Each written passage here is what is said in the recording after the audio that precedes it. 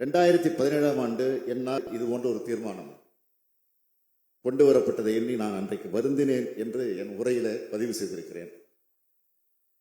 ஆனால் இத்தீர்மானம் இன்றைக்கு கொண்டு வரப்பட்டதன் மூலம் கடந்த பேரவைகளின் செயல்பாடுகள், அன்றைய பேரவைத் தலைவர் ஜனநாயகத்தை மதியாது நடந்து கொண்ட முறைகளை பற்றியும், இங்கே உள்ள நம்முடைய பேரவை முன்னவர் உள்ளிட்ட பல்வேறு உறுப்பினர்களுக்கும், ஏன் நம்முடைய எதிர்க்கட்சித் தலைவர்களுக்கு கூட நன்றாக தெரியும், பதிவு செய்திருக்கிறேன்.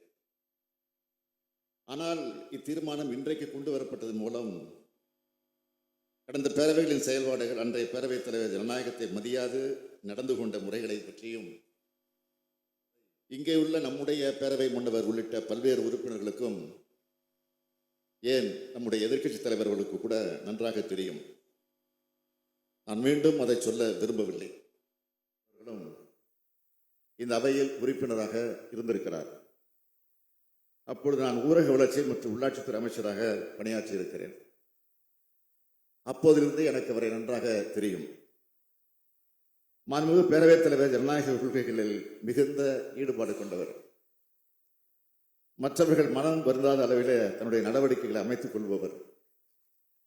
நேர்மையாக கருத்துக்களை ஆணித்தரமாக முன்வைக்கக்கூடிய பண்பு கொண்டவர்.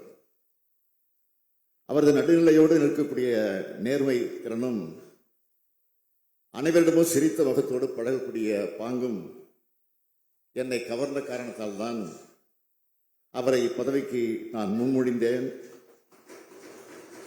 ஆசிரியராக இருந்து அரசியலுக்கு வந்தவர் நம்முடைய மாண்புமிகு அப்பா அவர்கள். கனிவானவர், ஆனால் அதே நேரத்தில் கண்டிப்பானவர். இவை ரெண்டுமே பேரவைக்கு தேவை என்பதை அனைவரும் ஏற்றுக்கொள்வீர்கள் என்று நான் நினைக்கிறேன். இவை இல்லாவிட்டால் அவை கண்ணியத்தோடு கட்டுப்பாட்டோடு நடத்த இயலாது. அதுபோல பேரவையை நடத்திவிட முடியாது.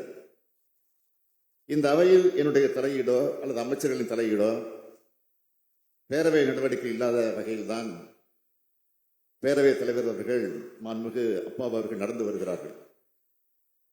கடந்த காலங்களில் நடைபெற்றது போல அல்லாமல் ஜனநாயக அமைப்பின் பிரதிநிதிகளான சட்டமன்ற உறுப்பினர் அனைவருக்கும் ஒன்றே என நினைத்து செயலாற்றி வருகிறார்கள். எதிர்க்கட்சி உறுப்பினரிடம் பாசம் பற்றும் கொண்டு செயல்படுபவர் நம்முடைய பேரவைத் தலைவர் என்பதை மனசாட்சியோடு சிந்திக்கக்கூடியவர்கள் ஒப்புக்கொள்வார்கள். பேரவைத் தலைவருக்கு அருகிலே வந்து எதிர்க்கட்சி உறுப்பினர்கள் அன்போடு பேசியிருப்பதை இந்த பேரவை உறுப்பினரும் பார்த்த காட்சிதான். சில எதிர்க்கட்சி உறுப்பினர்கள் கஞ்சாடையாக கூட பேசி நான் பார்த்திருக்கிறேன். தங்கள் எண்ணத்தை குறிப்பால் உணர்த்துவதையும் உங்களில் பலரும் பார்த்திருக்கலாம். எங்களை பொறுத்தவரையில் விவாதங்களில் விருப்பு வெறுப்பின்றி நாகரிகமாக வாதங்களை வைக்க வேண்டும் என்பதில் அசைக்க முடியாத நம்பிக்கை கொண்டவர்கள்.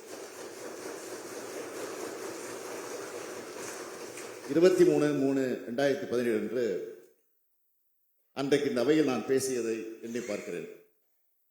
எத்தனை விதிமீறல்கள், மரபுகளிலிருந்து விலகல்கள் என்னுடைய உரையில் அன்றைக்கு நான் சுட்டிக்காட்டியுள்ளேன். நினைத்து பார்த்தாலே நெஞ்சம் சுடுகிறது. அதை அனைவரும் படித்து பார்க்க வேண்டும். அது மாதிரியா இன்றைக்கு நடக்கிறது என்பதையும் எண்ணி பார்க்க வேண்டும். நான் அன்றைக்கு உள்ளபடி வேதனைப்பட்டேன். அந்த வேதனை வெளிப்பாடாகத்தான் அதை மீண்டும் தொடரக்கூடாது என்று நான் முடிவெடுத்தேன்.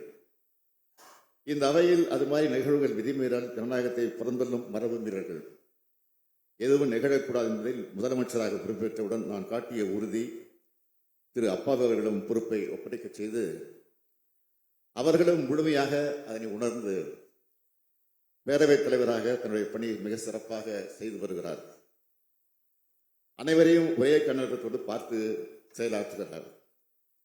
இந்த தீர்மானம் திரு அப்பா அவர்கள் மீது சில அஇஅதிமுக உறுப்பினர்களால் கொண்டு வரப்பட்டிருக்கிறது.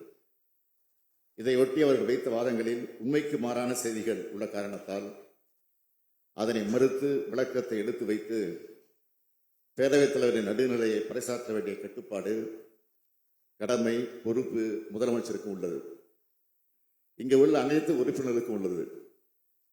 அவைக்கு ஒவ்வாத வார்த்தைகளாக அன்றைக்கு பயன்படுத்தப்பட்ட பல சொற்கள், அருகதை, தகுதி, என்ன யோக்கியதை இருக்கிறது என்று திமுக உறுப்பினர்களை பார்த்து அன்றைக்கு பேசப்பட்ட வார்த்தைகள் இன்றைக்கு அவையில் பேசப்படுமானால் உடனே பேரவைத் தலைவரால் அந்த வார்த்தைகள் நீக்கப்பட்டுள்ளன.